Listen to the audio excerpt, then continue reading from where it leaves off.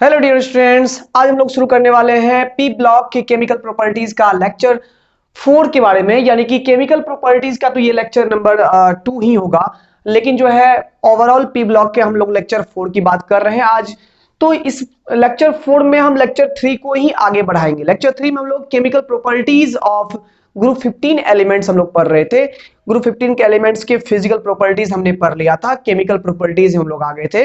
आज हम लोग बात करेंगे यहाँ पर ग्रुप 15 एलिमेंट के केमिकल प्रॉपर्टीज में अगला पॉइंट जो हमारे पास था। लास्टली याद होगा आपको कि लास्टली हम लोग हाइड्रोजन से रिएक्टिविटी देखे थे, रिएक्टिविटी टुवर्ड्स हाइड्रोजन, कि हाइड्रोजन से रिएक्शन करके जो है एलिमेंट्स जो है हमारे वो जो भी कंपाउंड्स मॉलिक्यूल फॉर्म करते थे, अपने हाइड्राइड्स फॉर्म करते थे, उनकी हाइड्राइड्स के कैसे प्रॉपर्टीज थे, उनकी एसिडिटी, बेसिडिटी, ऑक्सीडेशन स्टेट वगैरह हम लोग वहां पर देखे थे। ठीक है, तो यहां पर बात है कि हम लोग आज ग्रुप 15 एलिमेंट के केमिकल प्रॉपर्टीज में रिएक्टिविटी टुवर्ड्स ऑक्सीजन से स्टार्ट करेंगे। यानी कि ऑक्सीजन से रिएक्टिविटी कैसी होगी। तो प्यारे बच्चों, आपको पता है कि हमारी ग्रुप 15 एलिमेंट के जो जनरल इलेक्ट्रॉनिक कंफ्यूजन है वो है NH2 और NP3। ठीक है, और हमारे पास जो एलिमेंट्स है वो है नाइट्रोजन, उसके नीचे है फास्फोरस, फिर है आर्सेनिक, फिर है एंटीमनी, फिर है बिस्मथ। आपको कुछ बातें तो बेसिकली यहाँ पर याद ही होगी कि नीचे जाने के बाद क्या होता है, +3 ऑक्सीडेशन स्टेट की टेंडेंसी बढ़ती है due to inert pair effect. बार बार वही कॉन्सेप्ट काम करेगा, इसलिए यहाँ पर कहते हैं कि पी ब्लॉक रटने वाला सब्जेक्ट नहीं है। पी ब्लॉक के कॉन्सेप्ट को समझिए, एक आध कॉन्सेप्ट यहाँ पर समझ लोगे तो बाद बाकी आगे भी कोई दिक्कत नहीं होगी, क्योंकि कॉन्सेप्ट हर वक्त नया नहीं मिलेगा आपको, कुछ बातें पुरानी भी चलती आएगी, इसलिए रटने वाला सब्जेक्ट नहीं है। ठीक है, आराम से इसको कॉन्सेप्ट लगा करके पढ़ाई करना है। ठीक है, तो यहाँ पर क्या है कि जनरली अगर हम लोग बात करें तो हम लोग जान रहे हैं कि हमारे ग्रुप 15 के एलिमेंट्स की 2 ऑक्सीडेशन स्टेट पॉसिबल होते हैं, एक +3 और एक +5। ये कॉमनली ऐसा होता है। ठीक है ना, मतलब ये यहाँ पे ये है कि हमारे पास अगर ये NH2 NP3 की बात करें तो NP3 अगर मान लीजिए यहाँ पर केवल ये पार्टिसिपेट करे अगर बॉन्डिंग में तो +3, और अगर यहाँ पर एक्साइटेड स्टेट में पहुंच जाए तो यानी कि अगर d ऑर्बिटल भी इन्वॉल्व हो जाए यहाँ पर तो +5 ऑक्सीडेशन स्टेट यहाँ पर शो करता है। तो अगर ऑक्सीजन की बात करें, मान लीजिए हमारे पास यहाँ पर R एलिमेंट है, ये ग्रुप 15 का। ठीक है, ग्रुप 15 के R एलिमेंट्स है, मान लीजिए इसकी अगर ऑक्सीडेशन स्टेट 3 होती है, ऑक्सीजन की तो यहाँ वैलेंसी 2 होती है, तो ये कंपाउंड फॉर्म करेगा अपना ऑक्साइड R2O3 फॉर्म करेगा। और वही यहाँ पर अगर हम बात करें हमारे एलिमेंट की, अगर ऑक्सीजन स्टेट 5 लेते हैं तो यहाँ पर ऑक्सीजन की तो 2 होती है, तो ये कंपाउंड फॉर्म करेगा R2O5। यानी कि हमारे पास जो ग्रुप 15 के एलिमेंट्स है वो ऑक्सीजन से रिएक्ट करके जो हमारे ऑक्साइड्स फॉर्म करते हैं, तो वो ऑक्साइड का मॉलिक्यूलर फॉर्मूला आइदर R2O3 के फॉर्म में फॉर्म करेंगे या फिर यहाँ पर R2O5 के रूप में यहाँ पर ऑक्साइड्स फॉर्म करेंगे। ठीक है, जैसे कि नाइट्रोजन की बात करें तो नाइट्रोजन N2O, ये जनरल हो गया, जनरली ये हो गया जनरल वे में, ये जनरली ऐसा पॉसिबल है। ठीक है, अब यहां देखिए जैसे कि अगर हम बात करें P2O5 होता है, N2O3 होता है, इस तरह से ऑक्सीजन स्टेट वाले कंपाउंड्स यहाँ पर ऑक्सीजन यहाँ बनेंगे। ठीक है, अब अगर हम इसमें E2O3 की बात करें, पर्टिकुलरली E2O3 की बात करें, यानी कि अगर हम पर्टिकुलरली E2O3 की बात करें, इसमें जो हमारे पास ग्रुप 15 के एलिमेंट्स है उसका ऑक्सीडेशन स्टेट यहाँ पर जो है +3 यहाँ पर देखोगे, जैसे कि E का मान लो X तो 2X, यहाँ पर 3 इंटू -2 6 हो जाएगा -6, तो 2x - 6 इज इक्वल टू 0 है ना, 2x - 6 is equal to 0, 2x is equal to +6, x is equal to +3। यानी कि E2O3 में एलिमेंट का ऑक्सीजन स्टेट जो है यहाँ पर +3 है। ठीक है, तो अगर हम +3 ऑक्सीजन स्टेट वाले ऑक्साइड की बात करें तो इसमें क्या होता है कि जो हमारे पास नाइट्रोजन, अगर हम बात करें यहाँ नाइट्रोजन और फास्फोरस की बात करें तो ये 2 एलिमेंट्स है जिनके ऑक्साइड हमारे पास यहाँ पर एसिडिक होते हैं। और वैसे आपको पता भी है यहाँ पर कि जब हम लोग डाउन टू द ग्रुप जाते हैं तो मेटालिक कैरेक्टर इंक्रीज करता है, और मेटल के जो ऑक्साइड्स होते हैं वो बेसिक कैरेक्टर के होते हैं, नॉन मेटल के जो ऑक्साइड्स होते हैं वो एसिडिक कैरेक्टर के होते हैं। यानी कि डाउन टू द ग्रुप जाने के बाद ऑक्साइड्स की बेसिक स्ट्रेंथ बढ़ती है और एसिडिक स्ट्रेंथ क्या होती है, घटती है। ठीक है, तो नाइट्रोजन और फास्फोरस की जो ऑक्साइड्स होते हैं वो एसिडिक होते हैं। और अगर हम यहाँ बात करेंगे तो आर्सेनिक, यहाँ पर आर्सेनिक और एंटीमनी की बात करें तो ये 2 एलिमेंट्स हैं जिनके ऑक्साइड एम्फोटेरिक होते हैं। एम्फोटेरिक मतलब कि ये ऑक्साइड एसिडिक भी हो सकते हैं और बेसिक भी, यानी एसिड के साथ रिएक्शन करवाओ तो ये बेसिक की तरह बिहेवियर करने लगता है, और बेस के साथ रिएक्शन करवाओ तो ये एसिडिक बिहेवियर शो करेगा इनके ऑक्साइड, ठीक है। और बिस्मथ की बात करें तो बिस्मथ में मेटालिक कैरेक्टर है, जिसके कारण से इनके ऑक्साइड कैसे होते हैं, बेसिक होते हैं, ठीक है। इनके ऑक्साइड कैसे होते हैं, बेसिक होते हैं। अगर इनमें हम लोग नाइट्रोजन के ऑक्साइड्स की बात करें, अगर यहां पर हम लोग ऑक्साइड्स ऑफ नाइट्रोजन को देखें, ऑक्साइड्स ऑफ नाइट्रोजन देखें तो नाइट्रोजन जो various types of oxide form करता है, N2O हो गया, लाफिंग गैस बोलते हैं इसको, नाइट्रस ऑक्साइड, ठीक है, N2O2 या इसी को NO भी पढ़ते हैं, है ना, N2O3, N2O4, N2O5, इसको इन शॉर्ट NO2 भी लिख सकते हैं, हालांकि इसमें एक अनपेयर्ड इलेक्ट्रॉन रहेगा, ठीक है। तो ध्यान दीजिए यहां पर कि ये जो हमारे पास ऑक्साइड है, इसमें नाइट्रोजन का ऑक्सीडेशन स्टेट जो है वो है +1, इसमें है +2, इसमें +3, इसमें +4, और इसमें नाइट्रोजन का ऑक्सीडेशन स्टेट कितना है, +5 है। अब देखिए यहां पर बात यह है कि जब किसी ऑक्साइड में जो एलिमेंट होते हैं, सेंट्रल एलिमेंट, उनके ऑक्सीडेशन स्टेट जो जो इंक्रीज करते हैं, उनका एसिडिक स्ट्रेंथ जो है वो इंक्रीज करते जाता है। यानी जो जो ऑक्साइड्स में ऑक्सीडेशन स्टेट जो है इंक्रीज करते जाएगा, हायर ऑक्सीडेशन स्टेट होते जाएगा, उनका एसिडिक कैरेक्टर इंक्रीज करते जाएगा। अब एसिडिक कैरेक्टर कैसे इंक्रीज करेगा, तो यहां पर देख सकते हैं आप, सिंपल सी बात है कि नाइट्रोजन यहां पर +1 ऑक्सीडेशन स्टेट है। अब +1 है तो यानी कि इस पर पॉजिटिव चार्ज कम है। हम लोग क्या पढ़े हैं, हम लोग पढ़े हैं कि जब इलेक्ट्रॉन डेंसिटी कम होती है, यानी इलेक्ट्रॉन डेंसिटी कम होती है तो एसिडिक स्ट्रेंथ बढ़ता है, और इलेक्ट्रॉन डेंसिटी बढ़ता है तो बेसिक स्ट्रेंथ बढ़ता है। तो यहां देखिए +1 मतलब कि यहाँ पॉजिटिव चार्ज कम है, यानी इलेक्ट्रॉन ठीक ठाक है, ठीक है। +2 यानी पॉजिटिव चार्ज बढ़ गया, मतलब इलेक्ट्रॉन डेंसिटी यहाँ घट गया है। यहाँ +3 है, +4 है, +5, सबसे कम इलेक्ट्रॉन डेंसिटी यहाँ पर है, सबसे अधिक पॉजिटिव चार्ज यहाँ पर है। जहां सबसे अधिक पॉजिटिव चार्ज होगा, इलेक्ट्रॉन डेंसिटी कम होगी, और इलेक्ट्रॉन कम है तो वहां पर एसिडिक कैरेक्टर है। तो यहां पर लिख सकते हैं higher is the oxidation state in oxides, है ना, mode will be acidic character. ये पॉइंट नोट कर लीजिएगा आप लोग, एसिडिक कैरेक्टर, ठीक है। यानी कि अगर एसिडिक कैरेक्टर की बात करें, एसिडिक कैरेक्टर की बात करें तो N2O से ज्यादा एसिडिक कौन होगा, N2O2, उससे ज्यादा एसिडिक N2O3, उससे अधिक एसिडिक N2O4, उससे अधिक एसिडिक N2O5 होगा। यानी आपको ये देखना है कि अगर ढेर सारे ऑक्साइड आपको दे दिए जाए तो सभी ऑक्साइड्स में आपको ऑक्सीडेशन स्टेट निकालना है। जिस ऑक्साइड के ऑक्सीडेशन स्टेट ज्यादा होंगे, ऑक्साइड में एलिमेंट के ऑक्सीडेशन स्टेट ज्यादा होंगे, वो ऑक्साइड उतना ही ज्यादा एसिडिक होगा, क्योंकि आपको पता है, सिंपल सी बात है कि प्लस चार्ज जो जो इंक्रीज करते जाएगा, एसिडिक कैरेक्टर वहां पर इंक्रीज करते जाएगा। तो ये सिंपल सा यहां पर आपका सॉल्यूशन था एसिडिक कैरेक्टर समझने का, ठीक है। ऑक्सीजन स्टेट बढ़ेगा तो एसिडिक कैरेक्टर घटेगा। तो अभी हमने क्या सीखा, हमने सीखा कि ग्रुप 15 के एलिमेंट जो है ऑक्सीजन के साथ मिलकर के दो तरह के ऑक्साइड जनरली फॉर्म करते हैं, R2O3 और R2O5 जैसा, ठीक है, जिसमें कि नाइट्रोजन और फास्फोरस के ऑक्साइड एसिडिक होते हैं, आर्सेनिक एंटीमनी के ऑक्साइड्स एम्फोटेरिक होते हैं, और बिस्मथ ऑक्साइड बेसिक होते हैं। ऑक्साइड ऑफ नाइट्रोजन हमने देखा तो यहाँ पर नाइट्रोजन वेरियस ऑक्साइड फॉर्म करता है, जिसमें कि अलग अलग ऑक्सीडेशन स्टेट होते हैं, और हमने ये सीखा जो जो ऑक्साइड्स में एलिमेंट के ऑक्सीडेशन स्टेट इंक्रीज करते जाते हैं तो उनका एसिडिक स्ट्रेंथ जो है वो इंक्रीज करते जाता है। तो यहाँ सबसे पहले इतना दूर आप लोग स्क्रीनशॉट या इसको नोट्स कर लीजिए अच्छे से, तो फिर आगे बढ़ते हैं।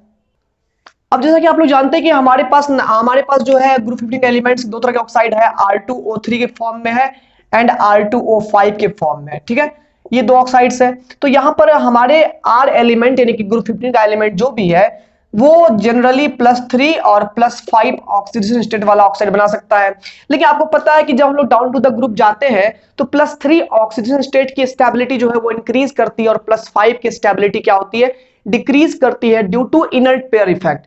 तो इसीलिए यहां पर क्या होगा कि जो हमारे ये जो पेंटा ऑक्साइड यानी कि R2O5 का जो फॉर्मेशन का रेट होगा या फिर इसकी टेंडेंसी जो होगी फॉर्मेशन की, वो नीचे की ओर डिक्रीज कर दी जाएगी, क्योंकि यहां पर +5 ऑक्सीजन स्टेट की स्टेबिलिटी डिक्रीज कर रही है।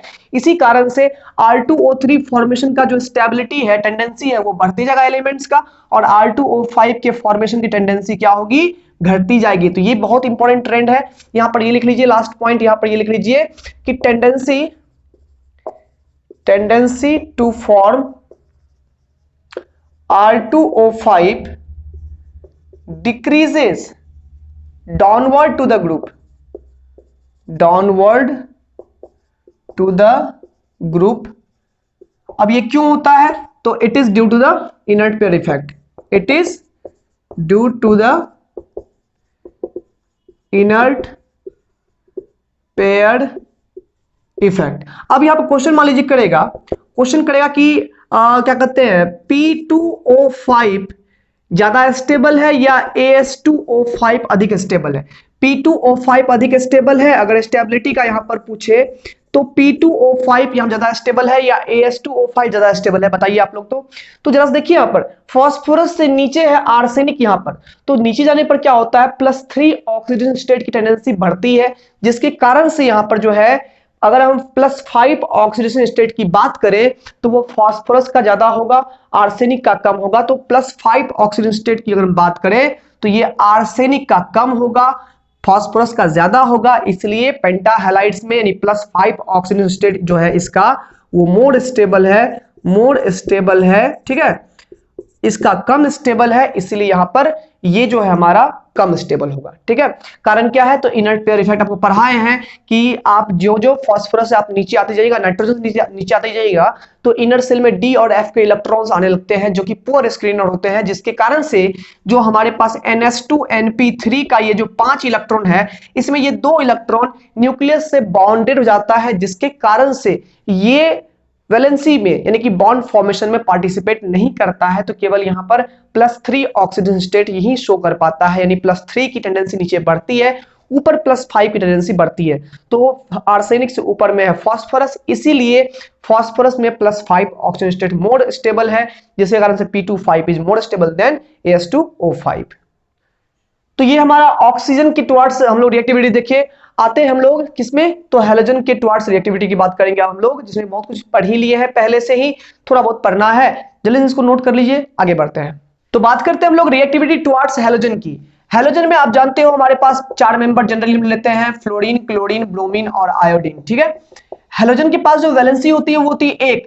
अब देखिए यहां पर हमारे पास अगर एलिमेंट के, अगर ये R एलिमेंट है, अगर इसकी वैलेंसी हम लोग 3 लेते हैं तो हैलोजन की 1 वैलेंसी से ये RX3 फॉर्मेशन कर सकता है। अगर हम लोग एलिमेंट की वैलेंसी 5 लेते हैं, X की 1 लेते हैं, तो यहां पर ये RX5 फॉर्म कर सकता है। यानी कि जनरल अगर फॉर्मूला की बात करें तो जनरल फॉर्मूला ऑफ हैलाइड्स की अगर हम लोग देखें ग्रुप 15 एलिमेंट्स में, तो वो क्या हो जाएगा, RX3 होगा या फिर क्या होगा, RX5 होगा।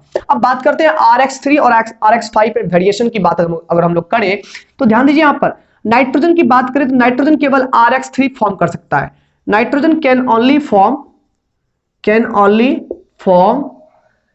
RX3, यानी कि RX3 की बात करें तो यानी कि NX3, यानी NX3, NCl3, NBr3, यही नाइट्रोजन केवल फॉर्म कर पाएगा। ठीक है, ये NCl3, NBr3, Ni3 ही केवल फॉर्म कर पाएगा। कारण क्या है, तो इसके पास वैकेंट d ऑर्बिटल नहीं होते हैं, जिसके कारण से इसके पास केवल 3 वैलेंसी होती है। NS2 वाले इलेक्ट्रॉन्स जो है ना वो पेयर्ड रह जाते हैं, NP3 का ही 3 इलेक्ट्रॉन केवल इसमें बॉन्ड फॉर्मेशन में पार्टिसिपेट करता है। तो यहां पर पूछेगा नाइट्रोजन केवल NX3 ही फॉर्म क्यों करता है, तो हम लोग इसका सॉल्यूशन कर चुके हैं।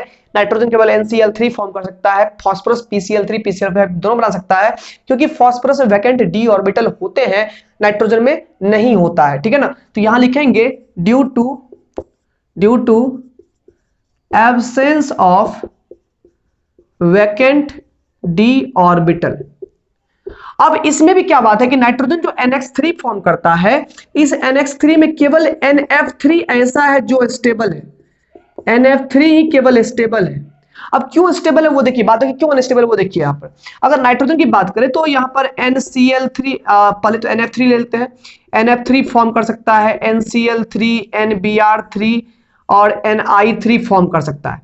अब देखिए फ्लोरीन तो इतनी टुकड़ा एलिमेंट है, अब फ्लोरीन छोटा एलिमेंट है, तो आपको पता है कि छोटा एलिमेंट है, यहाँ पर तो NF का बॉन्ड लेंथ क्या होगा, यहाँ पर छोटा बॉन्ड लेंथ होगा, यहाँ पर सॉल्ट बॉन्ड लेंथ होगा यहाँ पर। तो छोटा बॉन्ड लेंथ होने के कारण से ये बॉन्ड स्टेबल होगा, बॉन्ड मजबूत होगा, जिसके कारण से इसकी स्टेबिलिटी ज्यादा होगी। वही क्लोरीन, उससे बड़ा ब्रोमीन, उससे बड़ा आयोडीन, ये 3 केस में क्या होता है कि बॉन्ड लेंथ, ये जो NX बॉन्ड लेंथ ज्यादा होने के कारण से, यानी कि ग्रेटर बॉन्ड लेंथ होने के कारण से या लार्ज बॉन्ड लेंथ लिख देते हैं। तो लार्ज बॉन्ड लेंथ होने के कारण से, लार्ज बॉन्ड लेंथ होने के कारण से यहां पर क्या होता है, NX बॉन्ड कमजोर होता है, जिसके कारण से ये हाईली रिएक्टिव होता है और एक्सप्लोजिव होता है। यानी कि NCl3, NBr3 और Ni3 की अगर बात करें तो ये एक्सप्लोजिव होते हैं, जबकि यहां पर NF3 हमारा स्टेबल होता है। तो NF3 स्टेबल होते हैं, बाद बाकी यहां पर but NCl3, NBr3 and Ni3 are explosives due to large bond length, ऐसे लिख सकते हैं, लार्ज बॉन्ड लेंथ और वीक बॉन्ड स्ट्रेंथ। आपको तो पता है प्रीवियस क्लास से ही कि जितना बड़ा बॉन्ड लेंथ होगा उतना बॉन्ड स्ट्रेंथ क्या होगा, कम बॉन्ड स्ट्रेंथ होगा, कमजोर बॉन्ड होगा, और इसीलिए NCl3, NBr3 और Ni3 जो है वो लेस स्टेबल होता है, वो कमजोर होता है, वो एक्सप्लोजिव होता है, रिएक्टिव होता है। ठीक है, अब लोग बात करते हैं यहां पर बिस्मथ के बारे में। तो बिस्मथ की अगर हम लोग बात करें तो प्यारे बच्चों को पता है कि हमारे पास बिस्मथ जो है उसका एकदम +3 ऑक्सीजन स्टेट जो है बहुत ही स्टेबल है। ये +5 ऑक्सीजन स्टेट ये शो नहीं कर पाएगा क्योंकि इसमें इनर्ट पेयर इफेक्ट बहुत ज्यादा लगता है। इसलिए यहां पर बात करें तो बिस्मथ जो है BiX3 के फॉर्म में केवल हैलाइड शो कर पाएगा, BiX5 हैलाइड शो नहीं कर पाएगा। यानी कि अगर बिस्मथ की बात करें तो bismuth can show only BiX3 not BiX5। अब ये क्या है, तो due to inert pair effect, due to inert pair effect के कारण से यहां पर बिस्मथ जो है BiX3 फॉर्म कर पाता है स्टेबल, BiX5 फॉर्म नहीं कर पाता है। ठीक है, या तो आपने नोट कर लिया है, नोट कर लीजिए, समझ तो आ गया होगा। एक बार फिर से रिकॉल कर लेते हैं। जनरल फॉर्मूला जो है हमारे पास हेलोजन हैलाइड्स का जो होगा वो RX3 होगा, RX5 होगा, दो तरह का होगा इसमें। ठीक है, जिसमें कि नाइट्रोजन जो है केवल RX3 फॉर्म कर पाता है क्योंकि उसके पास d ऑर्बिटल वैकेंट नहीं होते हैं। अब इस RX3 की बात करें तो इसमें NF3 यानी नाइट्रोजन की बात करें तो NX3 फॉर्म करता है। तो इस NX3 में NF3 केवल स्टेबल है क्योंकि बॉन्ड लेंथ छोटा होता है, बॉन्ड मजबूत होता है, जबकि NCl3, NBr3 और Ni3 एक्सप्लोजिव होते हैं क्योंकि उनकी बॉन्ड लेंथ ज्यादा होती है। बिस्मथ के पास जो स्टेबल ऑक्सीडेशन स्टेट होता है वो +3 होता है, इसलिए बिस्मथ RX3 या BiX3 के फॉर्म में अपना हैलाइड फॉर्म कर पाता है, BiX5 के फॉर्म में हैलाइड फॉर्मेशन नहीं कर पाता है, वो स्टेबल नहीं रहता है। ठीक है, यहां तो नोट कर लिया आपने, नोट कर लिया फटाफट। अब यहां से एक क्वेश्चन आता है, यहां पर एक क्वेश्चन देखिएगा, बहुत अच्छा क्वेश्चन है यहां पर कि RX5 is more covalent than, RX5 is more covalent than RX3, why? कि RX5 जो है ज्यादा कोवैलेंट होता है RX3 से, ऐसा क्यों होता है? यानी कि ग्रुप 15 के एलिमेंट जैसे कि PX3 यानी PCl3 की बात करें और PCl5 की बात करें, ठीक है, तो PCl3 और PCl5 में अगर देखें तो PCl5 ज्यादा कोवैलेंट होता है PCl3 की तुलना में, ऐसा क्यों होता है? तो जरा देखिए, ये सवाल बार बार पूछा गया इसलिए ये सवाल को देखिए अच्छे से। तो बात यहां पर ये है कि PCl5 यानी PX5 की बात करें या फिर जनरली हम RX5 ही ले लेते हैं, कोई भी एलिमेंट यहां पर हो सकता है, इसमें एलिमेंट का जो ऑक्सीजन स्टेट है वो +5 है, और RX3 की बात करें तो इसमें एलिमेंट का ऑक्सीजन स्टेट कितना है, +3 है। ठीक है, तो अब जरा सा गौर से देखिए, ये थोड़ा सा 11th क्लास की ओर हम चलते हैं। तो 11th क्लास में एक रूल आया था, फजन्स रूल। 11th क्लास में एक रूल आया था, फजन्स रूल। ठीक है, फजन्स रूल एक आया था जिसमें कि यहाँ पर या फजन्स रूल में भी कह सकते हैं या फिर सिंपली फजन्स रूल में ये कहा गया था कि जितना हमारा कैटायन छोटा होगा, कैटायन जितना छोटा होगा, पॉजिटिव चार्ज की डेंसिटी उतनी हाई होगी, सामने वाले एनायन के इलेक्ट्रॉन डेंसिटी को अपनी तरफ ये उतना ज्यादा खींच पाएगा, ये खींच पाता है, पुल कर पाता है। ठीक है, तो नेगेटिव चार्ज का पोलराइजेशन जितना ज्यादा होता है या पॉजिटिव चार्ज का पोलराइजिंग पावर जितना ज्यादा होता है, तो यहां पर उतना मोर पोलराइजेशन होता है, और जितना अधिक पोलराइजेशन होगा उतना ही ज्यादा कोवैलेंसी आती है बॉन्ड में, ठीक है। वही यहाँ पर देखिए सेम बात देखिए यहाँ पर वैसे भी देख सकते हैं, कोई दिक्कत नहीं कि यहाँ पर जो हमारे पास R पर जो चार्ज है वो +5 है और वही R पर यहाँ पर +3 चार्ज है। +5 चार्ज बहुत अधिक पॉजिटिव हो गया, +3 चार्ज इससे कम पॉजिटिव है। जितना कम यहाँ पर ज्यादा पॉजिटिव है तो ज्यादा इलेक्ट्रॉन को अपनी तरफ खींचना चाहेगा, ठीक है। यहाँ पर कम पॉजिटिव चार्ज है तो कम इलेक्ट्रॉन अपनी ओर खींचेगा। तो यहाँ पर क्या होगा, मोर पोलराइजेशन होगा, ज्यादा पोलराइजेशन होगा। ज्यादा पोलराइजेशन कारण से यहाँ पर ज्यादा कोवैलेंट बॉन्ड होगा, यहाँ पर कोवैलेंट कैरेक्टर ज्यादा होगा यहाँ पर, और यहाँ कम पोलराइजेशन होगा इलेक्ट्रॉन्स का, इसलिए यहाँ पर क्या होगा, कम कोवैलेंट कैरेक्टर यहाँ पर होगा। तो लिखते हैं हम लोग यहाँ पर due to high oxidation state and high polarisation, ठीक है, हाई पोलराइजेशन ऑफ इलेक्ट्रॉन्स, है ना, टुवार्ड्स आर। ये जो आर है अपनी तरफ इलेक्ट्रॉन का पोलराइजेशन करता है, अपनी तरफ इलेक्ट्रॉन को पोलराइज करता है अपने हाई ऑक्सीडेशन स्टेट या फिर हाई पॉजिटिव चार्ज के कारण से, है ना। Due to high oxidation state की बात करें तो अधिक ऑक्सीडेशन स्टेट और अधिक पोलराइजेशन होने के कारण से RX5 is more covalent than RX3। यहां पर ये कारण है, बेसिक कारण यही होता है यहाँ पर, सिंपल सी बात है, ठीक है। तो यहां तक आपको समझ में आ गया होगा। समझ में आ गया तो हम लोग चलते हैं अगले पॉइंट पर, रिएक्टिविटी टुवार्ड्स मेटल की बात करते हैं। एक लास्ट पॉइंट है, छोटा सा पॉइंट है, रिएक्टिविटी टुवार्ड्स मेटल की हम लोग बात करते हैं। तो इसमें लिखिएगा यहां पर group 15 elements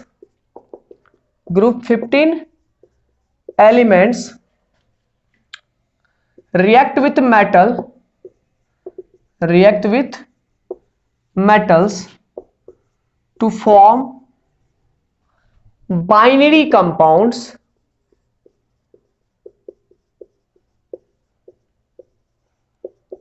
with oxidation state of -3।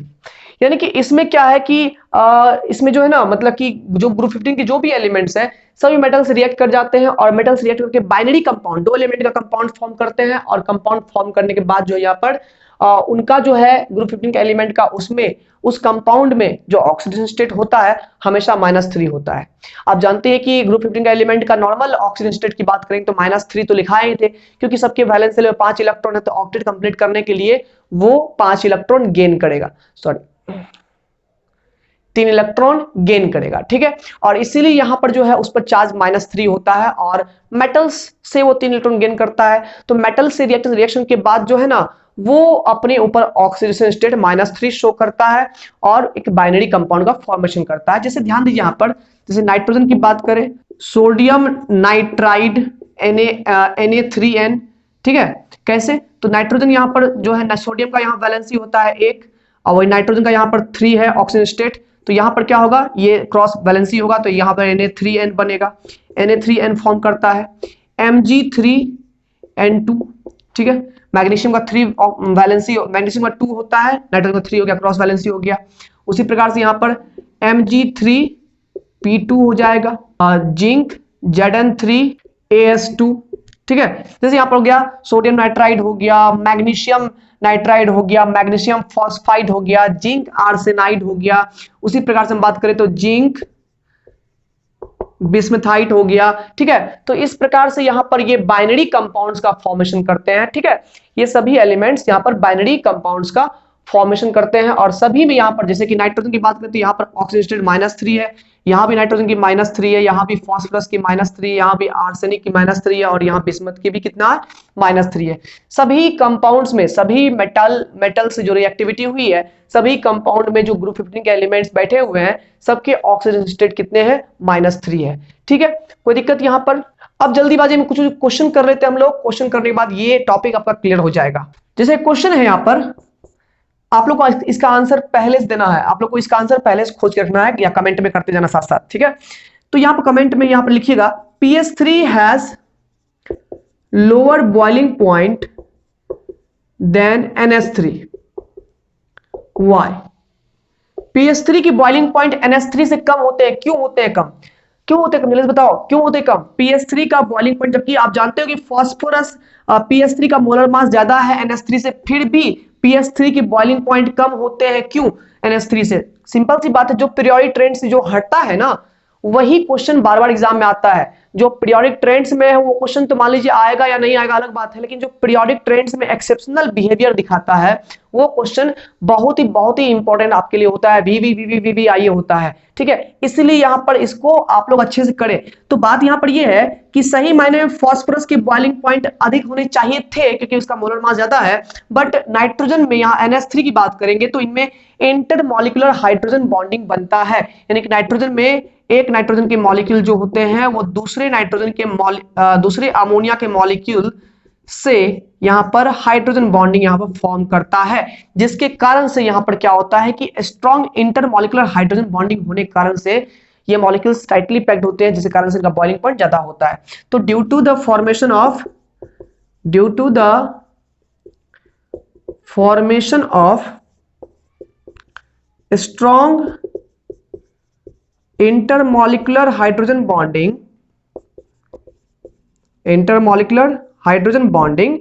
PS3 has, इसमें तो नहीं होता है, तो PS3 has lower boiling point than NH3, है ना। तो यानी कि अमोनिया में स्ट्रॉन्ग हाइड्रोजन बॉन्डिंग होता है और PS3 में नहीं होता है, इसलिए PS3 का बॉइलिंग पॉइंट कम होता है, किससे? NH3 होता है। एक और क्वेश्चन की बात करते हैं, बहुत ही इंपॉर्टेंट क्वेश्चन है, पूछा गया क्वेश्चन है, फिलहाल इसको नोट किया आप लोग, जल्दी से कर लीजिए। तो क्वेश्चन यहां पर है बिस्मथ 5 एंड एंटीमनी 5। बिस्मथ 5 मतलब बिस्मथ +5 ऑक्सीजन स्टेट यहां पर है एंड एंटीमनी पर भी +5 ऑक्सीजन स्टेट है, ठीक है। कहता दो हम यहां पर लिए हुए हैं ऑक्सीजन स्टेट वाले, हम एलिमेंट्स लिए हुए हैं, ग्रुप 15 के एलिमेंट्स है। Which is a strong oxidising agent, इनमें से कौन स्ट्रॉन्ग ऑक्सीडाइजिंग एजेंट है और क्यों है? तो जरा बताइए, यहां पर आप ही लोग जानिए, यहां पर आंसर बताइएगा, आप लोग ही सब कुछ पढ़े हुए हैं बाबू, बताओ जल्दी से। बिस्मथ +5 है यहां पर और एंटीमनी +5 है, ठीक है। इसमें से कौन ज्यादा ऑक्सीडाइजिंग एजेंट होगा? जो इलेक्ट्रॉन गेन करके दूसरों से इलेक्ट्रॉन लॉस करवा के खुद गेन करेगा, यानी कि दूसरे का इलेक्ट्रॉन क्या होता है, हम लोग पढ़े हैं लॉस ऑफ इलेक्ट्रॉन, ऑक्सीडेशन होता है, गेन ऑफ इलेक्ट्रॉन रिडक्शन होता है। तो जो हमारा X अगर एलिमेंट है वो Y एलिमेंट अगर इलेक्ट्रॉन गेन कर लेता है तो ये जो Y एलिमेंट है इस पर हो जाएगा ऑक्सीडेशन, और ये ऑक्सीडेशन जो Y पर हुआ है वो किसके कारण से हुआ है? X के कारण से हुआ है, तो ये X कहलाएगा ऑक्सीडाइजिंग एजेंट। सिंपल वे में कह दे, जो एलिमेंट इलेक्ट्रॉन जितना ज्यादा गेन कर पाएगा वो उतना ही पावरफुल ऑक्सीडाइजिंग एजेंट होगा। जो इलेक्ट्रॉन गेन करके खुश रह जाएगा, जो इलेक्ट्रॉन गेन करने में बहुत ही सक्षम होगा, जो इलेक्ट्रॉन गेन करेगा खुद ब खुद, कहेगा हाँ इलेक्ट्रॉन भैया आओ मेरे पास, हम तुमको गेन करेंगे, तो वो स्ट्रॉन्ग ऑक्सीडाइजिंग एजेंट होगा।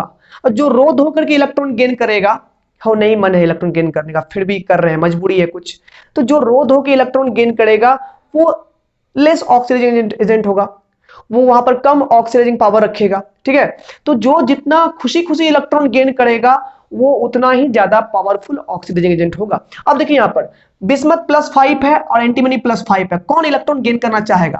आपको पता है कि अगर इलेक्ट्रॉन दे हम तो बिस्मथ +5 में, बिस्मथ जो है +5 है, वो +5 ये 2 इलेक्ट्रॉन मान लीजिए गेन करके बिस्मथ +3 में कन्वर्ट होना चाहेगा।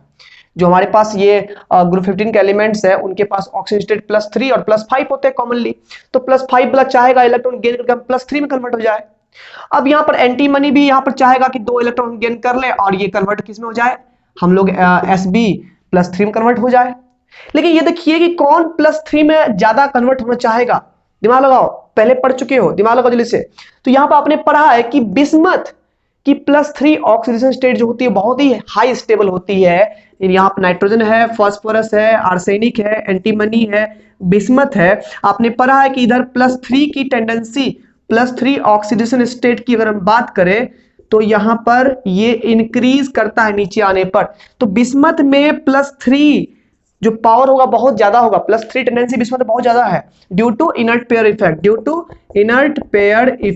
इनर्ट पेयर इफेक्ट के कारण से यहाँ पर बिस्मथ में +3 ऑक्सीडेशन स्टेट की टेंडेंसी बहुत ज्यादा होती है। ये बहुत जल्दी खुश हो जाएगा कि 2 इलेक्ट्रॉन कहीं से मिले, +5 से +3 में जल्दी से कन्वर्ट होकर स्टेबल हो जाए।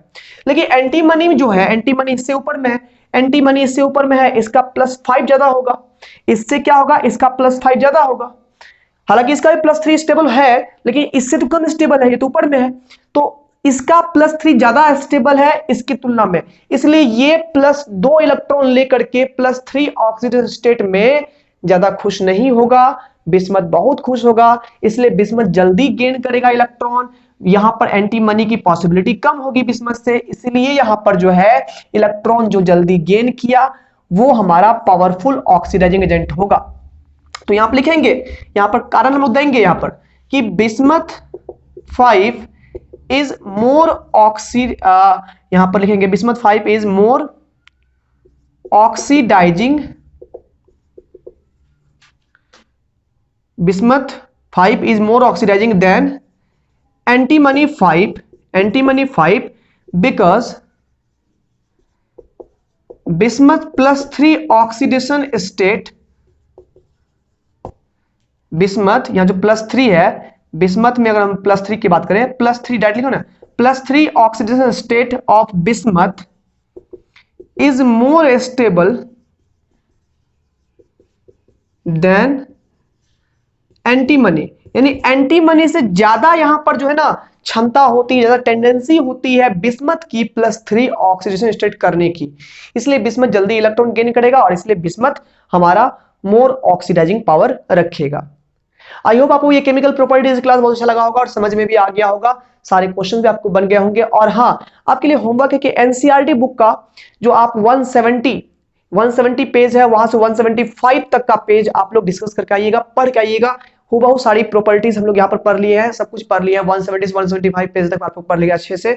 और हाँ, जो आपके एनसीईआरटी का एग्जाम्पल है 7.1 से 7.3, 7.1 एग्जाम्पल, 7.2 और एग्जाम्पल 7.3, साथ ही साथ इंटेक्स्ट जो होगा बुक के अंदर में वो भी 7.1, 7.2, 7.3 आप लोग सॉल्व कर लीजिएगा, सॉल्व आसानी से हो जाएगा।